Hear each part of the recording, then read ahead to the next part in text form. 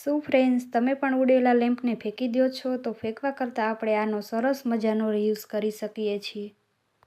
સૌથી પહેલાં આપણે આ રીતે જે ઉપરનો ભાગ હોય ને આપણે આ રીતે ચાકા વડે સરસ મજાનો આ રીતે કાઢી લેવાનો છે. આ રીતના લેમ્પ હોય તે આ રીતે ફોલ્ડ આવે છે, તેને આપણે આ રીતે સહેલાઈથી કાઢી શકીએ છીએ. ત્યાર પછી આપણે આ રીતે ગ્લુ ગનથી ગ્લુ લગાવીને આ રીતે આપણે ઉપરના ભાગમાં આ રીતે આપણે ચોંટાડી દેવાનો છે. સરસ મજાના આ રીતે આપણે બે લેમ્પમાં આ રીતે ગ્લુ લગાવીને ચોંટાડી દેવાના છે. ત્યાર પછી આપણે આ રીતે વ્હાઇટ કલર લઈ લેવાનો છે. પછી આ રીતે આપણે ઉપરના ભાગમાં આ રીતે સરસ મજાનો વ્હાઇટ કલર લગાવી લેવાનો છે. આ રીતે ફિનિશિંગ સાથે આપણે સરસ મજાનો આ રીતે વ્હાઇટ કલર બે લેમ્પમાં લગાવી લેવાનો છે.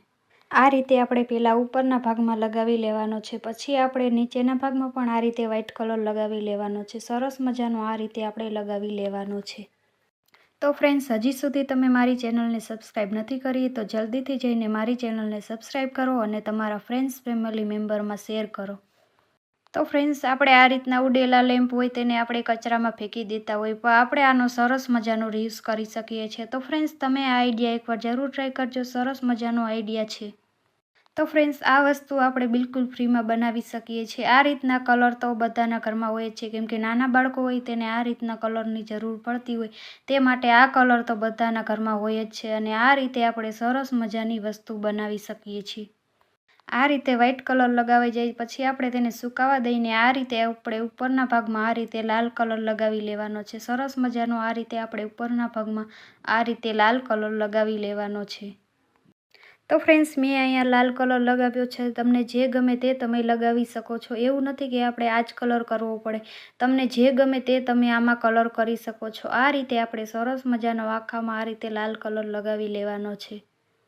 તો ફ્રેન્ડ્સ, તમને આ આઈડિયા કેવો લાગ્યો તે કોમેન્ટમાં જરૂર કહેજો અને પસંદ જ આવ્યો હોય તો લાઇક, શેર અને સબસ્ક્રાઈબ જરૂર કરી દેજો.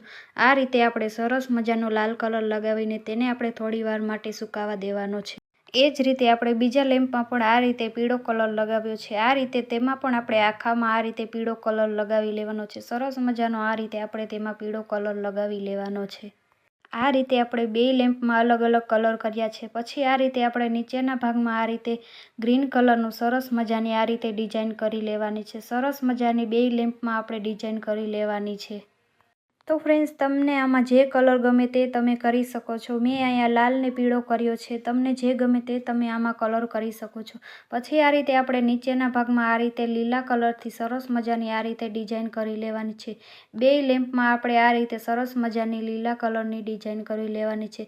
પછી આ રીતે આપણે વ્હાઇટ કલરના નાના નાના આ રીતે ડોટ ડોટ કરી લેવાના છે. આ રીતે આપણે પેન્સિલ વડે અથવા તો બોલપેન વડે આ રીતે બે લેમ્પમાં આ રીતે આપણે સરસ મજાના નાના એવા ડોટ ડોટ કરી લેવાના છે.